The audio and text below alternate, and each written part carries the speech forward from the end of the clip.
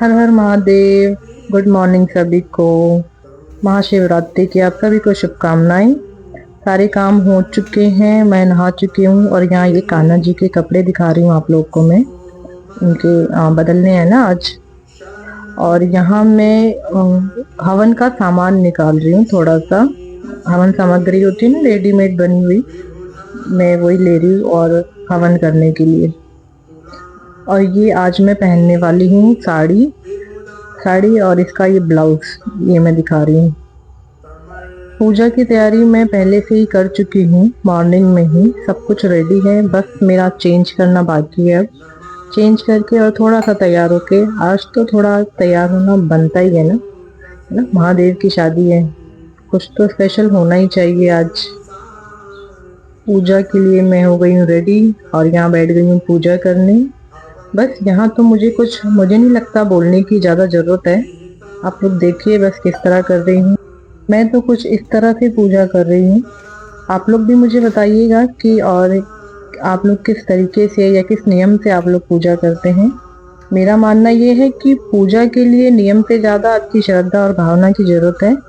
तो मुझे जितना समझ आ रहा है अपनी समझ के अकॉर्डिंग मैं उस तरीके से महादेव को पूज रही हूँ।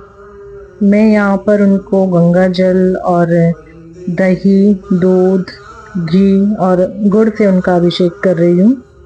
इस बार ना मैं एक चीज़ नहीं कर पा रही हूँ, क्योंकि हमारे यहाँ जो है, जिस कल्चर से मैं बिलोंग करती हूँ, वहाँ पे महादेव को ना ऐसा दूल्हा उनको परिछा जाता है। ये कि अपने अगर आप लोग को मालूम होगा तो जो सिल और बट्टा होता है ना, तो उसका जो बट्टा होता है ना, उससे हमारे यहाँ जो दूल्हे को या मतलब उसको परिछा जाता है। परिछा या परिछावन जो भी आप लोग सुनते या समझते होंगे या सुना होगा आप लोगों ने उसको। बिहार और यूपी में ये कल्चर है कि परिछावन करना दूल्हे का। वैसे ही महादेव को यहाँ दूल्हा बनाकर उनका यहाँ परिछावन किया जाता है। तो मैं भी वैसे ही करती हूँ, बट इस बार वो जो बटा है ना वो मिस हो गया है मेरे घर से, तो वो है नहीं। तो ये चीज़ मैं इस बार नहीं कर पा रही हूँ, बट कोई नहीं, मेरी श्रद्धा और भावना है उनको इस तरह से पूजा करते हुए। मेरे मन में बस एक ही भाव और भावना है भगवान से, महादेव से, कि मेरी लाइफ में जितना कुछ हुआ और बस आगे वो ना हो, और अब बहुत हो चुका है। भगवान मुझ पे बस थोड़ा सा आशीर्वाद अपना बनाए रखें, मुझ पे और मेरी बेटी पे। हम एक चैन और सुकून का जीवन जी सकें आराम से। अब कोई बाधा या अब कोई परेशानी या अब कोई समस्या मुझे अब भगवान ना दिखाए, बस मैं यही चाहती हूँ। और जितना मेरा मन ध्यान लग सके पूजा भक्ति की तरफ, मैं महादेव को बहुत ज़्यादा मानती हूँ। मेरे आराध्य, मेरे ईष्ट, मेरे सब कुछ, मेरे मालिक, मेरे महादेव, उन्होंने ही मुझे इतनी कठिन परिस्थिति में ही संभाल कर रखा। मेरा मेंटल स्टेटमेंट जो है, मेरी मानसिक स्थिति जो है, उन्होंने ही इतनी शक्ति दी कि मैं सब कुछ झेल पाई और झेल रही हूँ।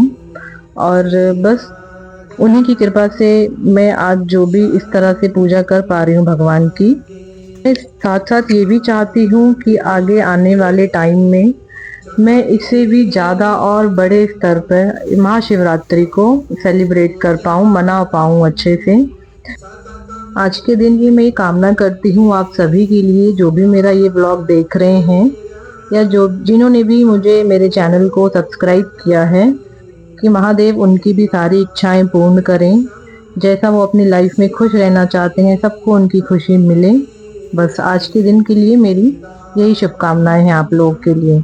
और साथ ही साथ मैं भी चाहती हूँ कि प्लीज़ आप लोग भी मुझे और मेरी बेटी को खूब सारा आशीर्वाद दें, खूब सारा प्यार दें, कि हम अपने जीवन में, हम अपनी लाइफ में और थोड़ा सा अच्छे से तरक्की कर सकें और चैन और सुकून से रह सकें। बस इसके लिए प्लीज़ मेरे चैनल को सब्सक्राइब कीजिए, मोटिवेशन दीजिए।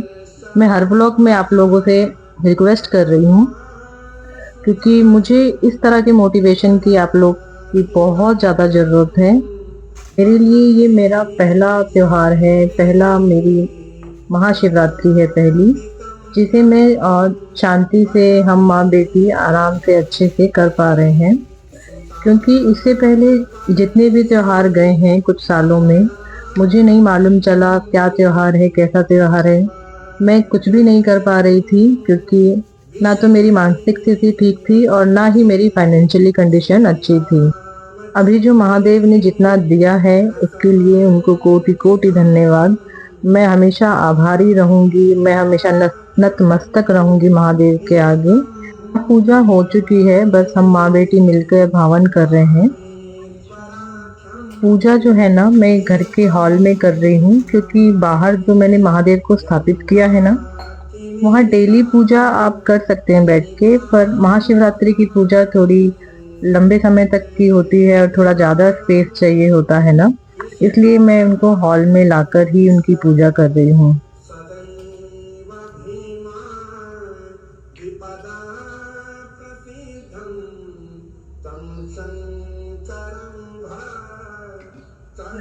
पूरे घर में धुआं धुआं हो चुका है, जिससे वीडियो की क्लैरिटी शायद आप लोग को अच्छी ना जाए।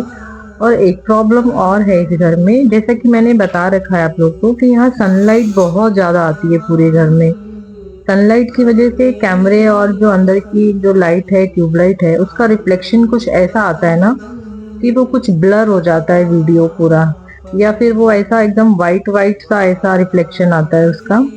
तो उसके लिए मैं देखती हूँ क्या कर सकती हूँ वीडियो की क्लैरिटी के लिए, बट ये रीज़न है, मैं आप लोग को बता रही हूँ कि इस रीज़न से ये वीडियो शायद इस तरह दिखता होगा। चलिए, पूजा हो चुकी है पूरी अब, है ना।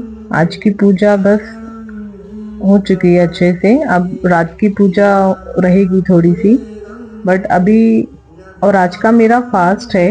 आज मैं पूरा दिन और रात उपवास रहने वाली हूँ। पर फिर से महाशिवरात्रि की आप सभी को ढेर सारी शुभकामनाएं। महादेव आप सभी पर अपनी खूब सारी कृपा आशीर्वाद बनाए रखें।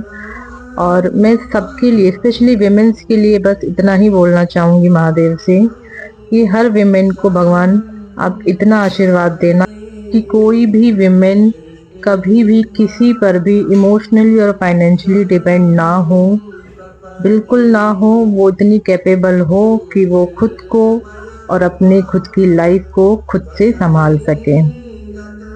और महादेव किसी को भी जीवन साथी देना, या पुरुष हो या स्त्री हो, किसी को भी, तो शिव शक्ति जैसा, अपने जैसा देना बस।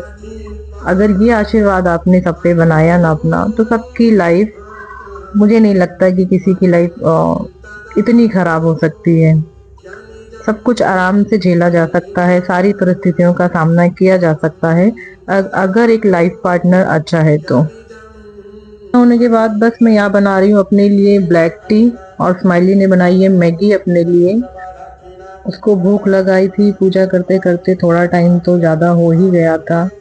बस उसने मैगी बनाई ना, तो उसने पूरे प्लेटफॉर्म पे ऐसा फैला के रख दिया था, तो मैं बस लगे हाथ किचन का प्लेटफॉर्म साफ कर रही हूँ, और वो अपनी मैगी बना रही है और मैं अपनी ब्लैक टी के साथ साथ ना मेरी फ्रेंड का कॉल आया था, मैं उनसे बात भी कर रही हूँ यहाँ पर। बस आज के ब्लॉग में मैं आपको इतना ही दिखा सकती हूँ, क्योंकि इसके बाद मुझे करने थे बहुत सारे और काम, जिनको पॉसिबल नहीं हो पाता मुझे शूट करना। और थोड़ी देर के लिए बस अपनी बेटी के पास बैठी, और उसके लिए फिर बनाई मैंने खिचड़ी। यहाँ वो से छुप के बैठ के खिचड़ी खा रही है, देखिए आप लोग। बहुत कुछ बताना है आप लोग को, बहुत कुछ बाकी है सब, जिसके लिए आपको हमारे साथ बने रहना होगा। तब तक के लिए बाय।